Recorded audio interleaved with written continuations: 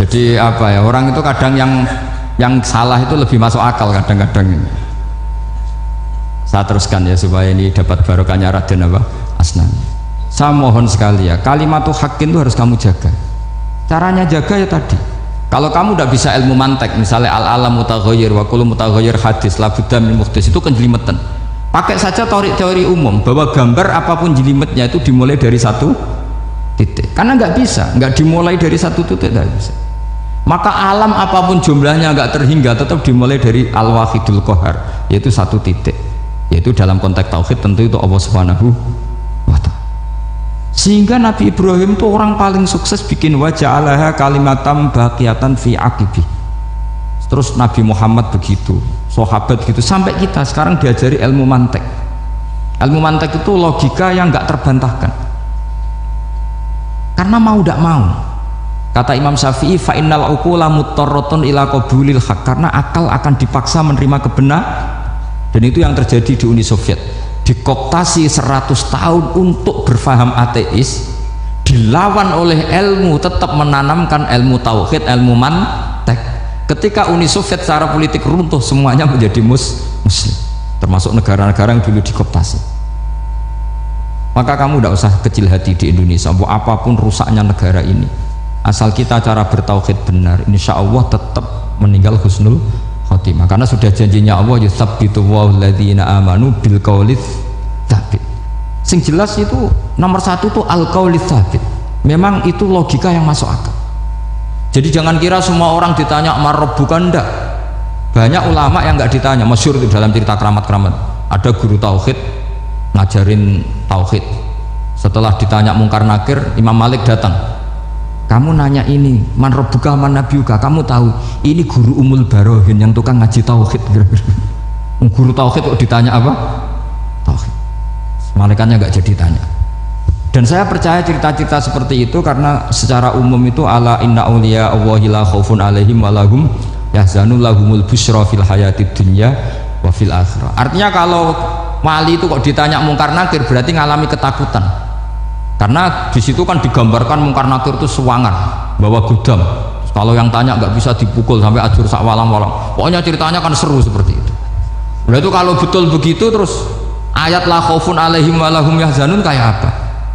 Makanya dalam kitab Nashihul Ibad itu ada cerita ini. Sampean boleh nggak sependapat dengan saya, tapi semoga nasib sampean nanti digebuki malaikat. Karena orang itu akan mengalami seperti yang dirasakan. Anak indadoni abdibi. Saya tidak bayangkan akan mengalami itu. Makanya saya ini ngajar tauhid terus. Paling tidak kalau ditanya marabbuka manabuka, sampean tahu profesi saya. Saya ini pengajar tauhid. Dan biji saya 9. Dulu saya di MGS, kalau ada teman bijinya tauhid kok 4, terus ke ahli swarga, tauhidnya jeblok. Dari kalau bijinya 4 terus ke ahli swarga, tauhidnya apa? Jeblok. Tapi yang bijinya 9, ahli swarga, tauhidnya itu, saya dulu bijinya 9. Terus 9 terus sampai tamat. Karena nggak ada biji 10. Karena kalau 10 itu kan terlalu sempurna, nggak baik lah manusia kok sempurna gitu. Jadi sudah 9 aja kan gitu. Tapi sebetulnya pantasnya ya dapat 10. Mergo saake, mergo tenan tidak tahu saya. Di Nashihul Ibad itu ada cerita gini dan saya percaya itu. Di sarahnya itu. Juga di sarah apa itu yang disarahi Syekh Nawawi itu. Pokoknya saya kalau ingat Raden Asnawi pasti ingat Syekh Nawawi. Saya tidak memastikan apa murid guru apa saling istifadah, yang jelas itu teman dekat, teman fil ilm. Sayyidina Ali itu pernah minta kasaf sama Allah. Saya percaya tidak semua orang ngalami marabbuka ditanya itu. Ya Allah, saya minta kasaf itu ngerti alam gaib, ingin tahu Umar. Jadi diam-diam Sayyidina Ali itu ya mangkal sama Sayyidina, wong kok kerasi ngono, angger wong kok tahu disentak, jajal wani nyentak malaikat tora, itu kata Sayyidina. Jadi dia minta kasaf karena kenangannya dia melihat Umar itu, semua orang pernah disentak sama Sayyidina Umar itu. Maka Sayyidina Ali minta kasaf, ya Allah saya ingin melihat Umar menghadapi mungkar nakir, masih garangkah apa enggak, itu dah, itu minta kasaf. Pas kasaf beliau bangun dari kubur, duduk, dilihat sama Sayyidina Ali ini ngalami kasaf. Sama ndak usah tanya, ndak wali kok tanya, ya sudah pokoknya percaya aja. Akhirnya malaikat mungkar nakir datang. Itu di situ digambarkan matanya itu kal kidril mughalla, kayak apa itu panci yang dibakar. Wah, wow, seru. Seneng Sayyidina Ali. baru ini kamu akan takut gitu. Tapi ternyata enggak. Umar bangkit disewentak orang tua itu. Kamu tahu menghadapi siapa? Yang sopan. Sontak. Kaget malaikatnya itu karena nggak pernah ngalami disentak. Mungkin itu pertama. Kaget. Memangnya kamu siapa? Saya ini teman kekasih Tuhanmu. Saya yang diandalkan temannya sebenarnya bukan dia. Ana sohibu habibillah. Saya ini temannya kekasihnya Allah. Jadi dia ngandalkan temannya sebetulnya bukan ngandalkan dirinya. Oh kamu temannya Nabi Muhammad tuh? Iya saya Umar temannya Nabi Muhammad. Kamu harus hormat sama temannya kekasih Allah. Wah terus semulai itu akhirnya matur Allah, ya Allah apakah prosedur seperti ini bisa dinego? Terus sama Allah, oh iya katanya, kamu kalau menghadapi kekasih saya jangan seperti itu katanya. Semenjak itu beliau sopan santun, dua mungkar nakir katanya. Jadi ini berita gembira. Jadi sebetulnya itu enggak, tapi kita ini kan nggak punya nyali nyentak mungkar nakir. Semoga dengan gelar kita doktor tafsir, doktor tauhid gitu, atau paling nggak guru kutsiyah tauhid gitu, atau siswa terbaik dalam materi tauhid itu harus kamu bawa status. Jadi jika nanti ini saya ranking 1 tauhid, masa masih ditanya marbuka waman nabiuka. Dan itu menurut saya sah. Sama nggak usah protes takbirin tiga, susah usah takbiran. Pokoknya takbirnya adalah wali-wali itu la khaufun alaihim walahum ya, mereka tidak akan mengalami ketakutan baik kehidupan dunia maupun kehidupan akhirat.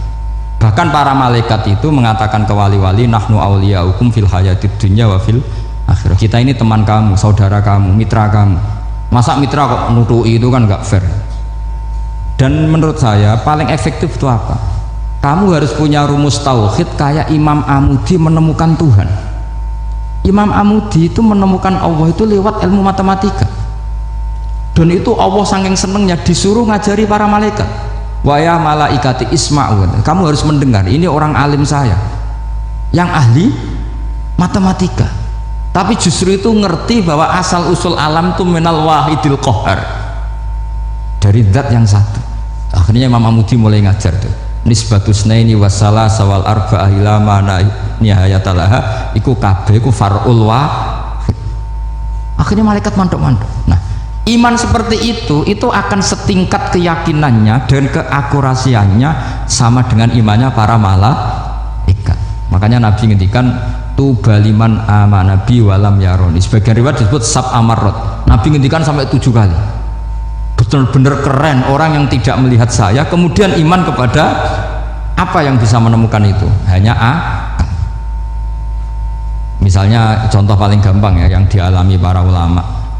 Ya saya ulang lagi yang dialami para ulama ketika menemukan ilmu ya yang menjadikan mereka mahabbah Rasulullah Shallallahu Alaihi Wasallam. Nabi itu paling suka itu sholat.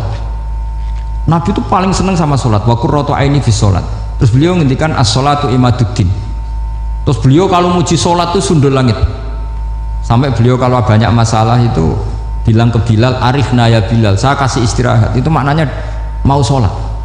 Semuanya sholat. Pertanyaannya adalah apakah mungkin seorang raja yang ambisi jadi raja kemudian yang dikampanyakan adalah orang supaya sholat?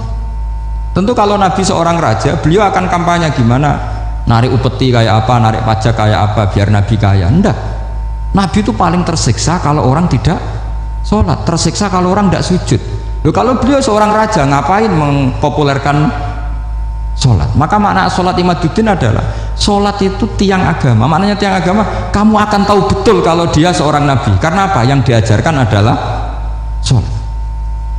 Loh, coba untungnya apa bagi Nabi Muhammad ketika umat Islam sholat? Kan tidak ada untungnya sama sekali. Justru itu kelihatan kalau dakwah beliau itu dakwatul haq, mengajak kebenaran. Loh, wong kok kampanyenya ini kon sholat, mestinya nak kepengen sugih kan kon bayar pajak, upeti. Tapi enggak, Nabi itu ngajarkan apa? Orang supaya sholat. Dan ini diimplementasikan sama Raden Asnawi. Beliau ngarang pesolatan. Orang sealim itu yang dikarang pesolatan. Makanya saya tuh kagum. Saya saksinya banyak. Tanya murid-murid saya kalau beli pesolatan sak kerdus dua kerdus. Kirim ke Korea terus ke pedalaman-pedalaman. Karena saya butuh pesolatan bahwa orientasi kita itu sholat.